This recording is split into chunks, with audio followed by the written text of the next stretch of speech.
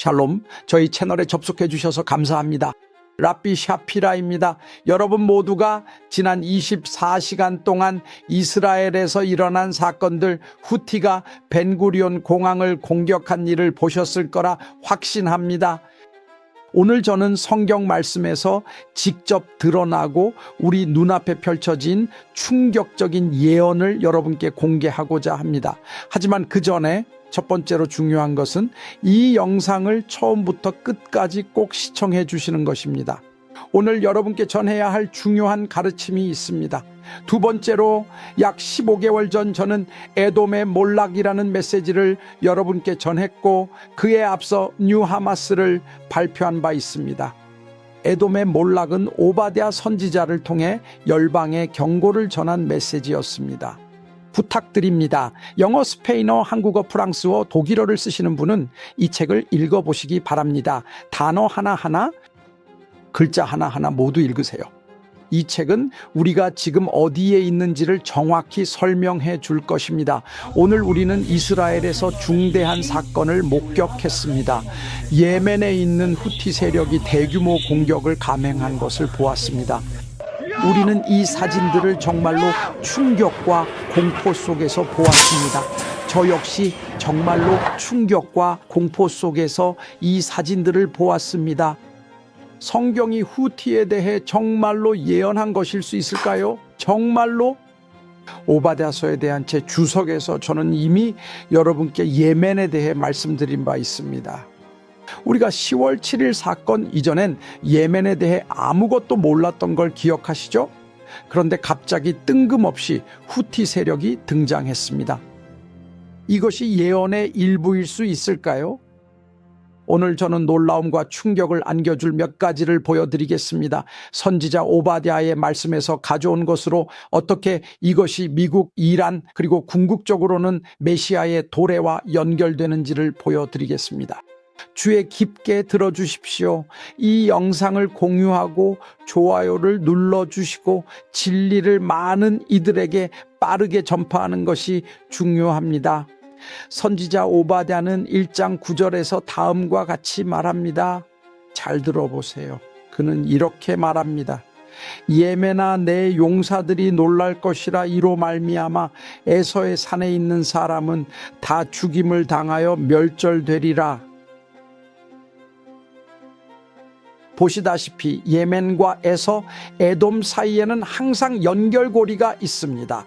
우리는 이 연결을 이해해야 합니다. 여기 본문에서 예멘과 관련하여 사용된 히브리어 단어는 용사를 뜻하는 단어입니다. 바로 이 용사라는 단어요. 히브리어 성경에서 용사를 뜻하는 단어는 무엇일까요? 랍비들은 우리에게 이렇게 말합니다. 그 단어는 후투입니다. 히브리어 단어 후투는 후팀이라는 단어에서 사실상 파생되었습니다. 예멘의 후팀은 히브리어 성경 속에 코드로 들어 있습니다. 모든 사람이 후팀이 누군지 이해하고 후팀과 에서와의 연결, 그리고 에서에게 다가올 최후 심판과의 관련을 이해해야 합니다. 이 내용은 오바댜 1장 9절의 코드로 암호화되어 있습니다. 그리고 왜 이것이 메시아의 도래와 연결되어 있는지를 알아야 합니다. 이 내용을 정말 꼭 이해하셔야 합니다. 아모스서 1장 12절에서 선지자는 분명하게 힘차게 외치며 말합니다. 내가 예멘 위에 큰 불을 내리리니 그것이 보스라의 튼튼하고 견고한 요새들을 삼킬 것이다. 여기서 두 가지를 주목하세요. 오바댜서 1장 9절에 따르면 예멘은 후팀과 연결되어 있고 예멘은 또한 보스라, 히브리어로는 보제라라는 곳에서 소멸될 것입니다. 이것이 왜 중요할까요?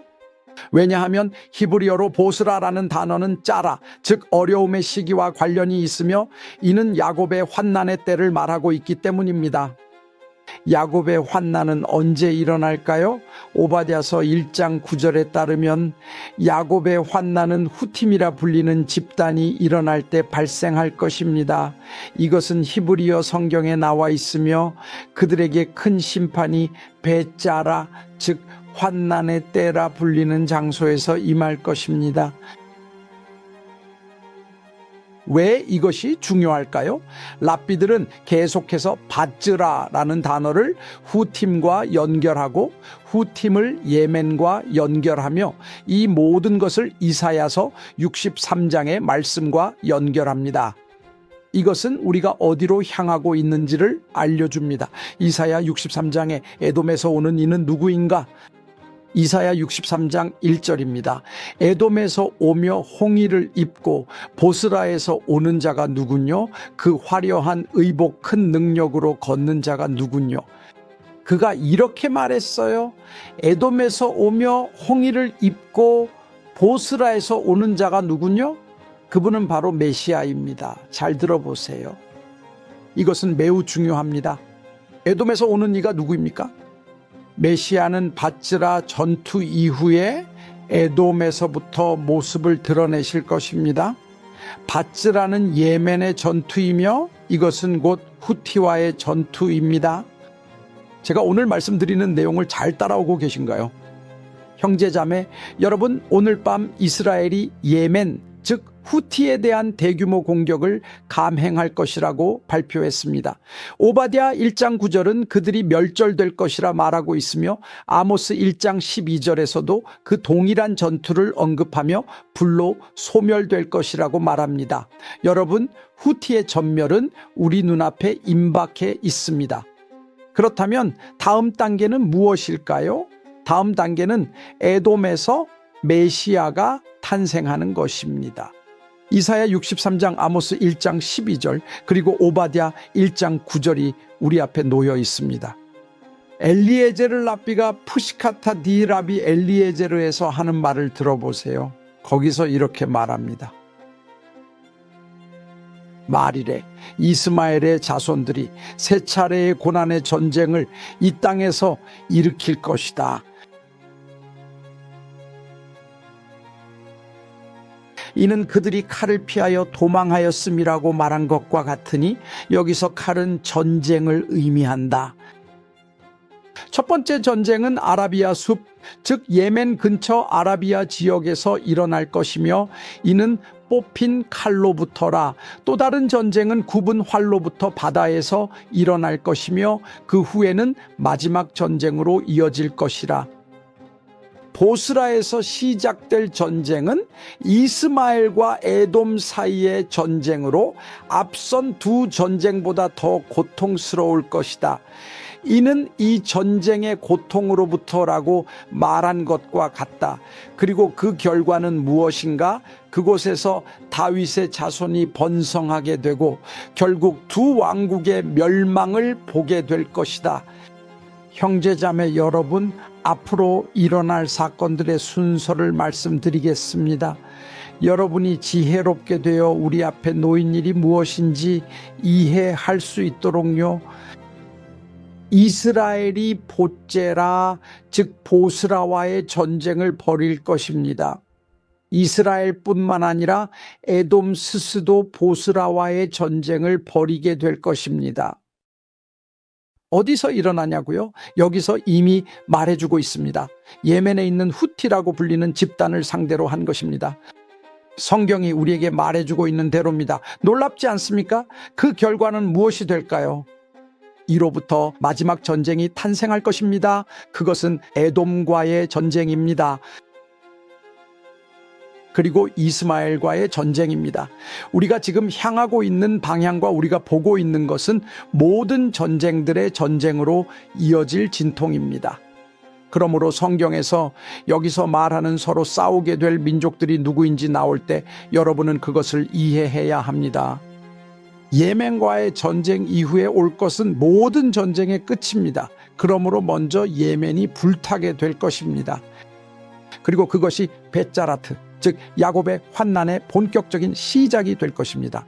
이사야 63장은 이것이 메시아의 도래임을 말해주고 있습니다. 그러나 모든 전쟁의 전쟁은 로마와 이스마엘 사이의 전쟁입니다. 이스마엘은 랍비 문헌에서 또 다른 이름으로 불립니다. 그것은 페르시아, 즉 파라스프라고 불립니다. 그리고 여러분이 반드시 알아야 할 것이 있습니다.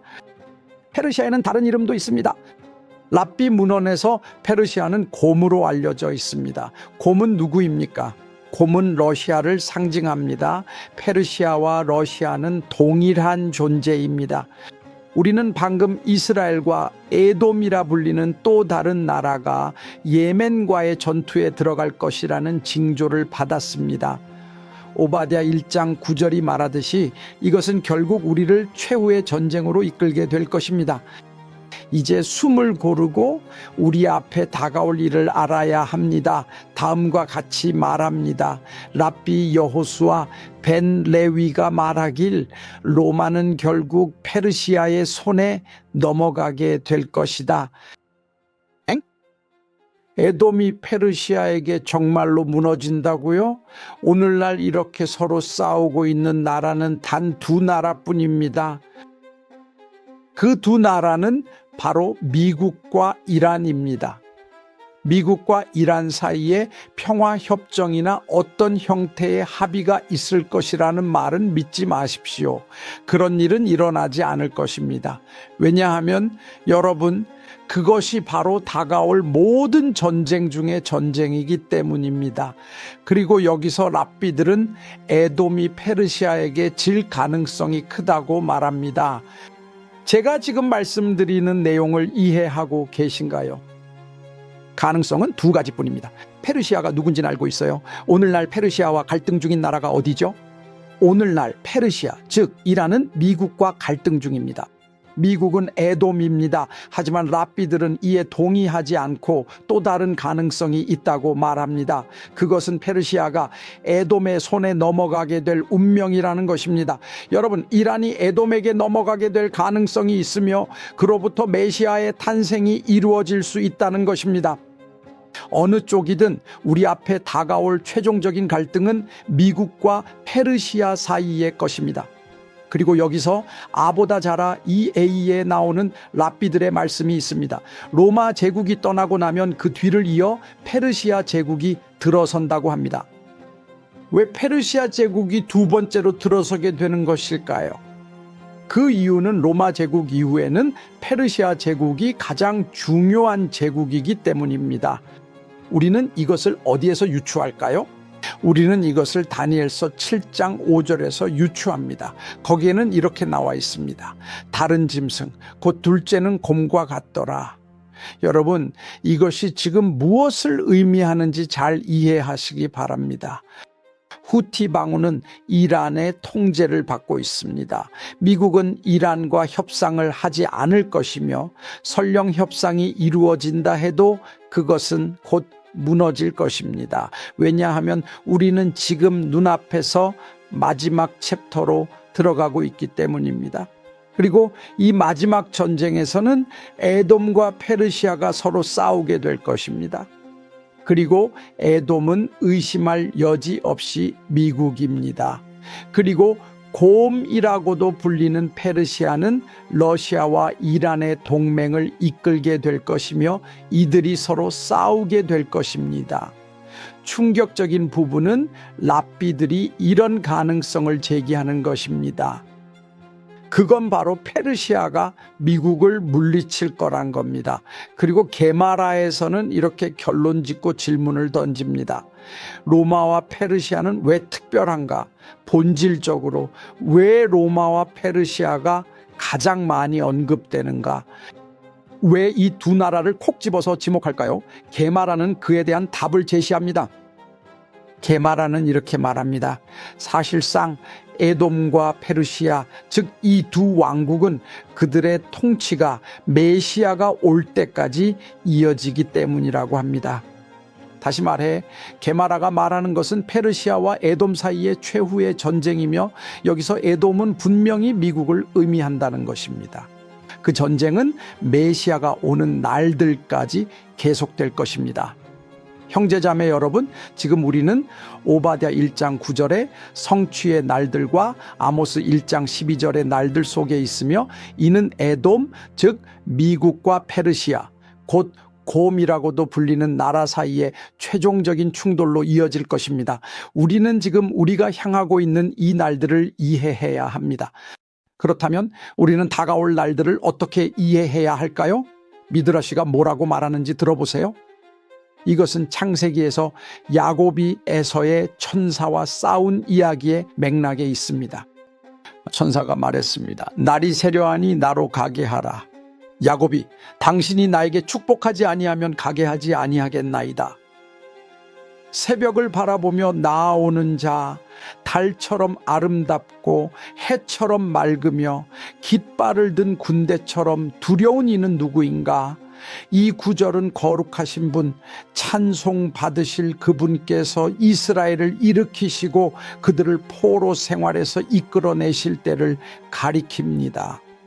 그때 그분은 그들을 위해 작은 빛의 틈을 열어주시고 그 다음에는 조금 더 큰 틈을 열어주시며 그렇게 계속해서 마침내는 세상의 네 방향을 향한 하늘의 문들을 활짝 열어주실 것입니다. 실제로 하나님께서는 이스라엘과 그들 가운데 의인들을 위해 하시는 모든 일에서 이와 같은 과정을 따르십니다. 오랫동안 어둠 속에 갇혀 있던 사람을 빛으로 이끌 때는 처음에는 바늘 구멍만큼 작은 틈을 만들어주고 조금 더 큰 틈을 만들어주는 식으로 점차적으로 진행하여 마침내 그가 온전한 빛을 견딜 수 있게 해야 한다는 것을 알고 있습니다. 지금 세상에서 무슨 일이 일어나고 있는지 이해하십니까? 이것은 마치 앞을 보지 못하던 사람이 이제 볼 수 있게 되어 어두운 방에 들어가고 그 방의 빛을 천천히 열어가며 점차적으로 빛이 드러나는 것과 같습니다. 메시아는 이미 이곳에 와 계시며 그의 빛을 천천히 드러내고 계십니다. 지금 우리는 눈앞에서 오바댜 1장 9절의 예언이 성취되는 것을 보고 있습니다. 이 구절은 후팀에 대해 말하고 있습니다. 결국 이 모든 것의 목적은 무엇일까요? 아모스 1장 12절의 의미는 무엇일까요? 이스라엘은 이스마엘과 싸우고 있습니다. 이스마엘의 클리파, 즉 껍질이 무엇이죠? 이시마엘, 즉 하나님께서 우리를 들으실 것입니다. 하나님이 원하시는 것은 이스라엘이 하늘을 향해 부르짖으며 아바 저는 당신이 필요해요 라고 말하는 것입니다. 그러면 구속이 올 것입니다. 이시마는 듣다라는 뜻입니다. 하나님은 오늘 우리의 목소리를 듣고 싶어 하십니다. 그래서 후티, 이스마엘, 페르시아 그리고 고문 모두 하나님께서 사용하시는 말들이며 이스라엘이 바룩 하바 베셈 아도나이 즉 찬송하리로다 주의 이름으로 오시는 이어라는 말로 그들의 메시아를 부르도록 하기 위한 것입니다. 구속이 올 것입니다. 부탁드립니다. 하셈을 부르십시오. 에돔의 몰락과 뉴하마스를 읽고 지금 누가 주관하고 있는지를 깨달으십시오. 빛은 어느 때보다 빠르게 움직이고 있습니다. 그리고 우리 모두는 지금 바로 준비해야 합니다. 왜냐하면 빛이 오고 있기 때문입니다. 그러니 반드시 에돔의 몰락을 읽으십시오. 준비되십시오. 우리는 메시아의 도래의 날들 속에 살고 있기 때문에 예언이 더욱 빠르게 성취되고 있습니다.